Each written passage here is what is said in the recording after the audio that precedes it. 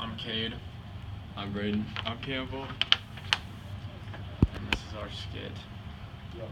Hello everyone, I'm Peter Zidane.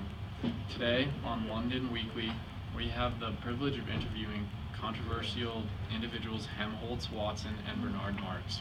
Hello everyone. Hi. Now, of course, before you two become controversially famous with the Savage situation, Helmholtz, you are a professor lecturer at the College of Emotional Engineering. Yes, that is correct. I helped create propaganda that would be taught during Hypnopaida and taught it to my students. And Bernard, you were a sleep learning specialist at the Hatchery and Conditioning Center, right? Yes, that is what I did before I was sent away on an island. Quite wonderful, both of you. Now remind me again, where you two are banished off to? I actually got to choose where I was sent off to. I wanted to be sent to an island with a thoroughly bad climate so that I could write better. I believe storms outside breed storms in the mind. That is why I chose the Falkland Islands. I chose to follow Helmholtz to the Falkland Islands because I wanted to preserve at least one friend and one shred of dignity as I left.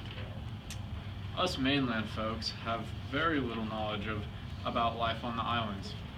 Is it as shameful and miserable as we think?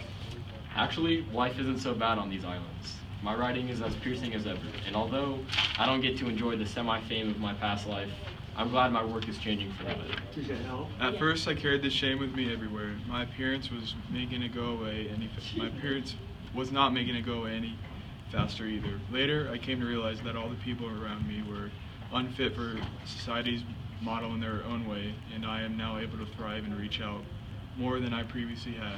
I think I can speak for both Helmholtz and I saying we're happier. Because you guys interact with more diverse alphas, are there any large political rifts that have arisen?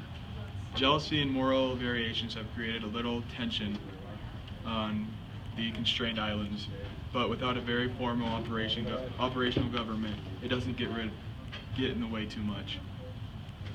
What do you mean by informal, non-operational government? Well, the government is very extremely basic, with its only federal tasks being soma distribution and the occasional infrastructure fixture.